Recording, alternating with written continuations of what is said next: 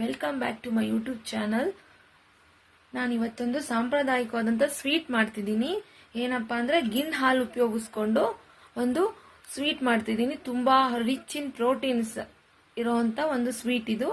ಹೇಗೆ ಮಾಡೋದು, ನಾನು ಹೇಗೆ ಮಾಡ್ತೀನಿ ಅಂತ ತೋರಿಸ್ತೀನಿ ಬನ್ನಿ. ಪ್ಲೀಸ್ ನನ್ನ ಚಾನಲ್ನ ಯಾರೆಲ್ಲ ಫಸ್ಟ್ ನೋಡ್ತಿದ್ದೀರಾ ಸಬ್ಸ್ಕ್ರೈಬ್ ಮಾಡ್ಕೊಂಡು ನೋಡಿ. Thank you. ಬನ್ನಿ ಹೇಗೆ ಮಾಡೋದು ಅಂತ ತೋರಿಸ್ತೀನಿ. ಗಿಣ್ಣಿಂದ ಮಾಡೋವಂಥ ಸ್ವೀಟ್ ಮಾಡೋದಕ್ಕೆ ಏನೇನು ಬೇಕು ಅಂದರೆ, ಇದು ನಾನು ಒಂದು 2.5 ಲೀಟ್ರಷ್ಟು ಹಾಲು ತೊಗೊಂಡಿದ್ದೀನಿ. ಇದು 4ನೇ ದಿನದ್ದು, ಅಂದರೆ ಕರು ಹಾಕಿದ್ದು 4ನೇ ದಿನದ ಹಾಲಿದು. ಇನ್ನು ಫಸ್ಟ್ನೇ ದಿನ 2ನೇ ದಿನದ ಹಾಲಲ್ಲಿ ಇನ್ನೂ ತುಂಬ ಚೆನ್ನಾಗಿ ಬರುತ್ತೆ ಗಿಣ್ಣು. ಅದಕ್ಕೆ 2 ಲೀಟ್ರ್ ಹಾಲಿಗೆ ನಾನೊಂದು ಅರ್ಧ kg ಇದನ್ನ ಅವಲಕ್ಕಿ ತೊಗೊಂಡಿದ್ದೀನಿ. ಇದನ್ನು ನೆನಾಕಬೇಕು. ನೆಕ್ಸ್ಟು ಒಂದು 3/4 kg ಬೆಲ್ಲ ತೊಗೊಂಡಿದ್ದೀನಿ. ಸ್ವಲ್ಪ ಏಲಕ್ಕಿ, ಸ್ವಲ್ಪ ಗಸಗಸೆ, ಇಷ್ಟನ್ನು ತೊಗೊಂಡಿದ್ದೀನಿ. ದಪ್ಪ ತಳ ಇರೋವಂಥ ಪಾತ್ರೆ ತೊಗೋಬೇಕು ಇದನ್ನ ಮಾಡೋದಕ್ಕೆ. ಯಾಕೆಂದರೆ ತುಂಬ ಹತ್ತತ್ರ 1 ಅವರ್ ಹಿಡಿಯುತ್ತೆ ಇದು ಮಾಡೋದಕ್ಕೆ. ಹೇಗೆ ಮಾಡೋದು ಅಂತ ತೋರಿಸ್ತೀನಿ ಬನ್ನಿ. ಇವಾಗ ಹಾಲು ಕಾಯಕ್ಕೆ ಇಟ್ಕೊಂಡಿದ್ದೀನಿ. ಈ ಥರ ದಪ್ಪ ತಳ ಪಾತ್ರೆ ಇರಬೇಕು. ಹಾಲು ಮಳದ ಮೇಲೆ ಬೆಲ್ಲ ಹಾಕಬೇಕು. ಇವಾಗ ಹಾಲು ಕುದ್ದಿದೆ.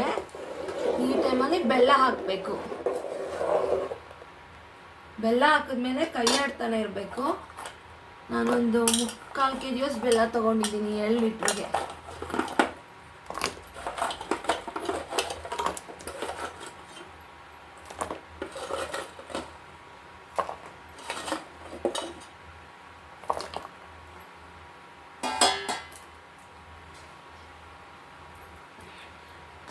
ಇವಾಗ ಚೆನ್ನಾಗಿ ಕೈ ಆಡ್ತಿರ್ಬೇಕು. ಈ ಬೆಲ್ಲ ಹಾಲಲ್ಲೇ ಕರಗಬೇಕು. ಅಲ್ಲಿವರೆಗೂ ಚೆನ್ನಾಗಿ ಕೈ ಆಡ್ತಿರ್ಬೇಕು. ಇಲ್ಲಾಂದರೆ ತಳ ಒತ್ಬಿಡುತ್ತೆ. ಕರಗಲಿ. ಇದು ಬೆಲ್ಲ ಹಾಕಿದ್ದೀನಿ ನೋಡಿ, ಈ ಥರ ಫಾರ್ಮ್ ಆಗ್ತಾ ಇದೆ. ಈ ಥರ ಆಗಬೇಕು. ಇದಿನ್ನೂ ತುಂಬ ಹೊತ್ತು ಕುದಿಬೇಕು. ಆ್ಯಕ್ಚುಲಿ ಇದರಲ್ಲಿರೋ ಒಂದು ಸ್ವಲ್ಪ ನೀರಿನಂಶ ಎಲ್ಲ ಹಿಂಗಬೇಕು. ಈ ಥರ ನೋಡಿ, ಈ ಬೆಲ್ಲ ಹಾಕಿದ್ಮೇಲೆ ಈ ಥರ ಆಗಕ್ಕೆ ಬರುತ್ತೆ. ಅಷ್ಟರಲ್ಲಿ ನಾವು ಇದಕ್ಕೆ ನಾನು ಇಷ್ಟು ಪುಡಿನ ಹಾಕ್ತೀನಿ. ಏನೇನು ಹಾಕ್ತೀನಿ ಅಂತ ರುಬ್ಬೋದಕ್ಕೆ ತೋರಿಸ್ತೀನಿ ಬನ್ನಿ. ಇದಕ್ಕೆ ರುಬ್ಬೋದಕ್ಕೆ ನಾನು ಸ್ವಲ್ಪ ಕಾಯಿ ತುರಿ ತೊಗೊಂಡಿದ್ದೀನಿ, ಸ್ವಲ್ಪ ಕಡಲೆ, ಒಂದು 10 ಏಲಕ್ಕಿ, ಒಂದು ಸ್ವಲ್ಪ ಗಸಗಸೆ, ಇಷ್ಟನ್ನು ಪೌಡ್ರ್ ಮಾಡಿಕೊಂಡು ಹಾಕಬೇಕು.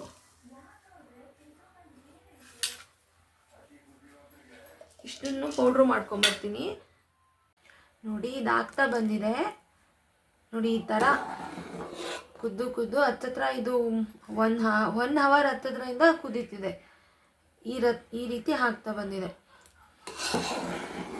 ಈ ಟೈಮಲ್ಲಿ ನೋಡಿ, ಈ ಟೈಮಲ್ಲಿ ನಾನು ಅವಲಕ್ಕಿನ ನೆನೆಸಿ ಇಟ್ಕೊಂಡಿದ್ದೀನಿ. ನಾನು ಒಂದು 2 ಲೀಟ್ರಿಗೆ ಒಂದು ಅರ್ಧ kg ಅವಲಕ್ಕಿನ ನೆನೆಸಿ ಇಟ್ಕೊಂಡಿದ್ದೀನಿ. ಇವಾಗ ಇದಕ್ಕೆ ಹಾಕಿ ಚೆನ್ನಾಗಿ ಕೈ ಆಡಬೇಕು.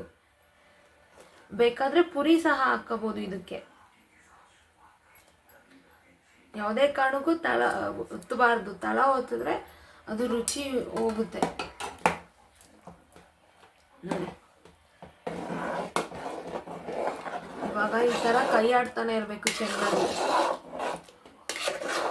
ಇದು ಸಹ ಒಂದು 1/4 ಗಂಟೆ ಅಷ್ಟು ಕುದಿಬೇಕು. 1/4 ಗಂಟೆ, ಅದಕ್ಕೂ ಜಾಸ್ತಿನೇ ಕುದಿಬೇಕು. ನೋಡಿ ಇದಕ್ಕೆ ಬೇಕಾದರೆ ಕೇಸರಿ ಸಹ ಹಾಕ್ಬೋದು.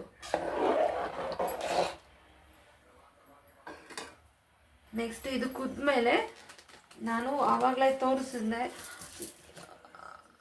ಇಷ್ಟನ್ನ ರುಬ್ಬಿ ಇಟ್ಕೊಂಡಿದ್ದೀನಿ. ಇದಕ್ಕೆ ಕಡಲೆ ಸ್ವಲ್ಪ, ಗಸಗಸೆ, ಕೊಬ್ಬರಿ ತುರಿನಾದರೂ ಹಾಕ್ಕೊಬೋದು ಅಥವಾ ಕಾಯಿ ತುರಿನಾದರೂ ಹಾಕ್ಕೊಬೋದು. ಇಷ್ಟನ್ನು ರುಬ್ಕೊಂಡಿದ್ದೀನಿ. ನಾನು ತುಂಬ ನುಣ್ಣಗೆ ರುಬ್ಬಿಲ್ಲ, ಈ ಥರ ಸ್ವಲ್ಪ ತರಿಯಾಗಿ ರುಬ್ಬಿದ್ದೀನಿ ಅಷ್ಟೆ. ಇದು ಸ್ವಲ್ಪ ಕುದ್ಮೇಲೆ ಚೆನ್ನಾಗಿ ಅವಲಕ್ಕಿ ಹಾಕಿದ್ಮೇಲೆ ಲಾಸ್ಟ್ಗೆ ಇದು ಆ್ಯಡ್ ಮಾಡ್ಕೊಳ್ಳೋಣ. ಇದನ್ನು ಯಾವುದೇ ಕಾರಣಕ್ಕೂ ತಳ ಹಿಡಿಬಾರ್ದು.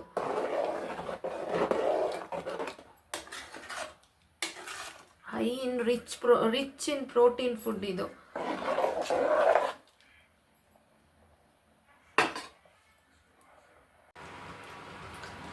ಇದು ಆಗ್ತಾ ಬಂತು ನೋಡಿ, ಈ ಥರ ಆಗತ್ತೆ.